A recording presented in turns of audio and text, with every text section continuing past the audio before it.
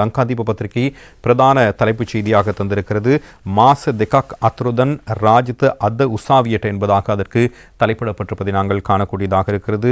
மிகவும் பிரதானமான ஒரு விடயமாக இந்த விடயம் வெளிப்படுத்தப்பட்டிருக்கிறது. 2 மாதங்கள் காணாமல் இருந்த ராஜித் இன்றைய தினம் நீதிமன்றில் ஆஜராகுவார் என்பதாக அதற்கு தலைப்பிடப்பட்டிருப்பதை நாங்கள் காணக்கூடியதாக இருக்கிறது.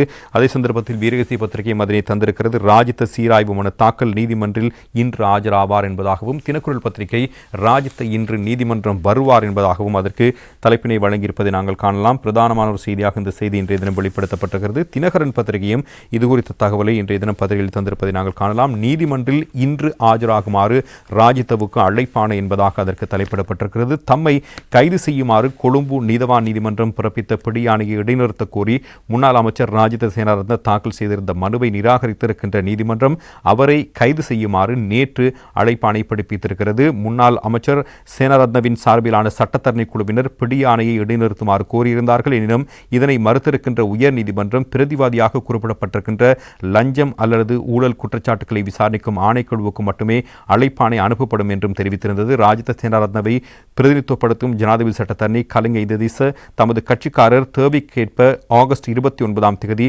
கொழும்பு நீதவான் நீதிமன்றில் ஆஜராவார் என்று நீதிமன்றத்தில் தெரிவித்திருக்கிறார். இந்த மனு செப்டம்பர் 10 மீண்டும் விசாரணைக்கு எடுத்துக் கொள்ளப்பட்டிருப்பதான தகவலும் அதில் வெளிப்படுத்தப்பட்டிருக்கின்ற பிரதானமான விடயங்களாக காணப்படுவதையும் நாங்கள் காணக்கூடியதாக இருக்கிறது. அதே சந்தர்ப்பத்தில் லங்காதீப பத்திரிகையும் இது குறித்த தகவலை வெளிப்படுத்தியிருக்கிறது. ராஜித்த அல்லான அவசான் மோதேதி போலீஸ் மெஹயுமாக் என்பதாக அதற்கு தலைப்பிடப்பட்டிருப்பதை நாங்கள் காணலாம். குறிப்பாக ராஜித்தவை பிடிப்பதற்காக இறுதி நேரத்தில் போலீஸ் விசேட நடவடிக்கைகளை மேற்கொண்டிருந்ததான தகவலை வெளிப்படுத்தி அந்த செய்தி வெளிப்படுத்தப்பட்டிருக்கிறது. நேற்று 28 இது தொடர்பான விசேட நடவடிக்கைகளை முன்னெடுத்திருந்தாலும் கூட அவரை கைது செய்ய முடியவில்லை என்பதான தகவலை அதில் வெளிப்படுத்தப்பட்டிருப்பதையும் நாங்கள் காணலாம். எனவே இன்றைய நாளில் இது குறித்து வகையான நடவடிக்கைகள் முன்னெடுக்கப்பட போகின்றன என்பதை நாங்கள் பொறுத்திருந்து பார்க்கலாம்.